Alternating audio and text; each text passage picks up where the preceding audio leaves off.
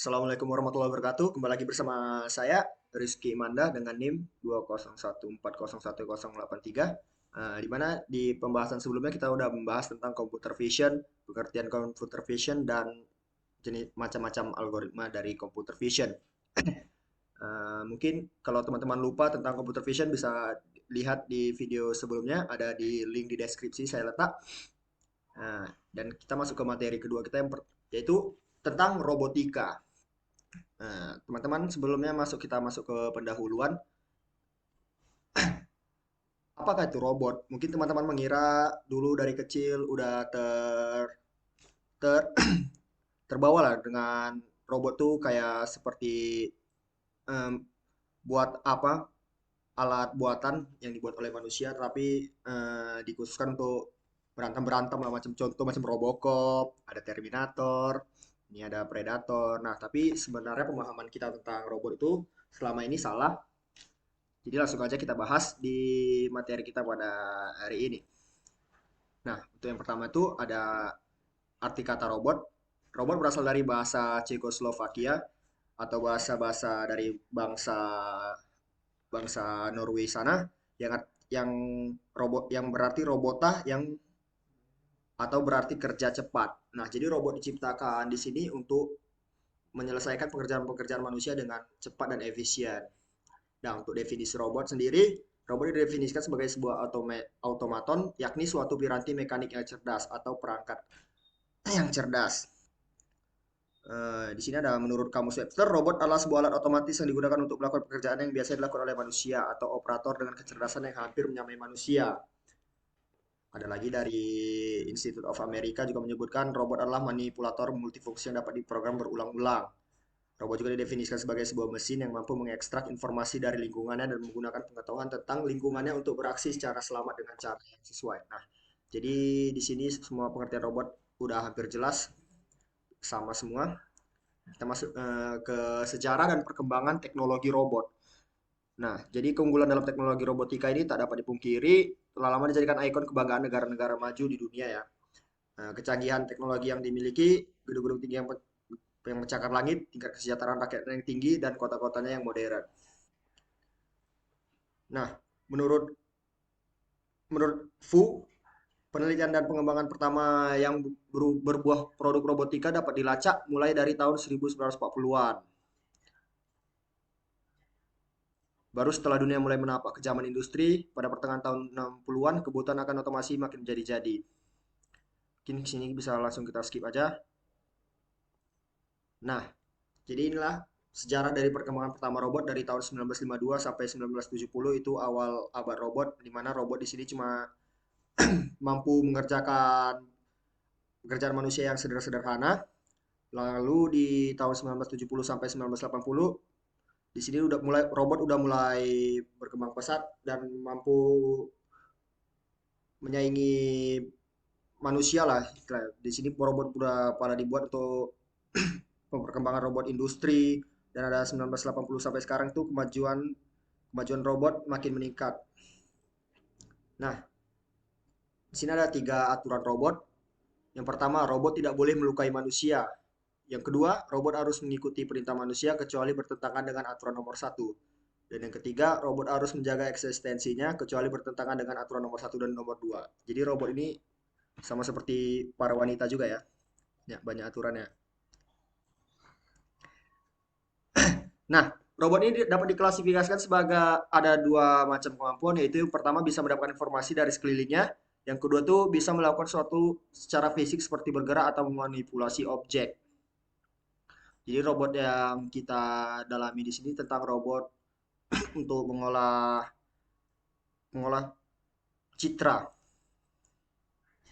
Ya, sebuah robot dapat saja dibuat untuk berbagai macam aktivitas, namun sebuah robot harus dibuat dengan tujuan untuk kebaikan manusia, seperti yang tertera dalam tiga aturan robot tadi. Jadi robot itu tidak boleh dibuat dengan tujuan pribadi ya. Kalau kalian karena memang tanpa dipungkiri zaman kita ini udah serba canggih semua bisa dikerjakan oleh yang namanya AI. Dan tanpa dipungkiri kita mungkin untuk 100 tahun ke depannya Mungkin semua yang mengerjakan pekerjaan manusia itu bisa jadi AI atau robot ya. Nah, tujuan robot dibuat yang pertama itu untuk meningkatkan produksi melalui otomasi di industri. Ada menciptakan tenaga kerja yang berkinerja tinggi dan dapat bekerja 24 jam untuk menjalankan, dan kedua untuk menjalankan pekerjaan yang memerlukan ketelitian tinggi. Ketiga, menggantikan manusia dalam pekerjaan yang bersifat selalu berulang-ulang. Nah, jadi robot ini nggak mengenal lelah sehingga sangat efisien untuk melakukan pekerjaan-pekerjaan berat yang biasanya dilakukan oleh manusia. Fungsi robot ini yang pertama untuk meningkatkan produksi, akurasi, dan daya tahan. Robot juga banyak digunakan di daerah industri. Yang kedua ada untuk tugas-tugas yang berbahaya, kotor, dan beresiko. Robot juga digunakan ketika manusia tidak mampu masuk ke daerah yang beresiko, seperti robot untuk menjelajah planet, robot untuk mendeteksi limbah nuklir, robot militer, dan lain-lain. Yang ketiga untuk pendidikan, dan yang keempat untuk menolong manusia. Nah, itu tadi tentang kilas balik kita mengenai robot. Baru robot ini mempunyai komponen-komponen dasar. Yang pertama itu ada manipulator, ada sensor, ada controller, dan unit konversi daya. Di sini ada beberapa macam robot. Secara umum jenis robot dapat dibedakan menjadi dalam per kategori. Yang pertama ada non-mobile robot, mobile robot, baru kombinasi mobile dan non-mobile robot, dan humanoid. Jadi non-mobile robot itu adalah robot yang nggak bisa berpindah dari posisi satu dari ke posisi yang lainnya, sehingga robot tersebut yang bisa menggerakkan beberapa bagian dari tubuhnya dengan fungsi tertentu yang telah dirancang. Sedangkan mobile robot ini dia dapat diartikan bisa bergerak sesuai dengan keinginannya, sehingga robot ini dapat memindahkan diri dari suatu tempat ke tempat yang lain. Nah, mobile robot ini merupakan robot yang paling populer di dunia zaman sekarang ini. Yang ketiga ada kombinasi mobile dan non mobile robot. Jadi ini penggabungan dari robot mobile dan non mobile sehingga keduanya saling melengkapi di mana robot non mobile dapat terbantu fungsinya dengan bergerak dari suatu tempat ke tempat yang lain. Yang keempat ada humanoid. Humanoid ini udah hampir gimana bilangnya ya, udah hampir kompleks lah, sebuah robot yang dapat beradaptasi dengan perubahan lingkungan atau dirinya sendiri. Ini merupakan perbedaan utama antara jenis humanoid dan jenis robot. Jadi humanoid ini robot yang hampir mirip lah seperti manusia. Nah, kita langsung saja masuk ke ada algoritma dalam robotika dan penerapannya. Nah, yang pertama itu ada algoritma SLAM atau Simultaneous Localization and Mapping.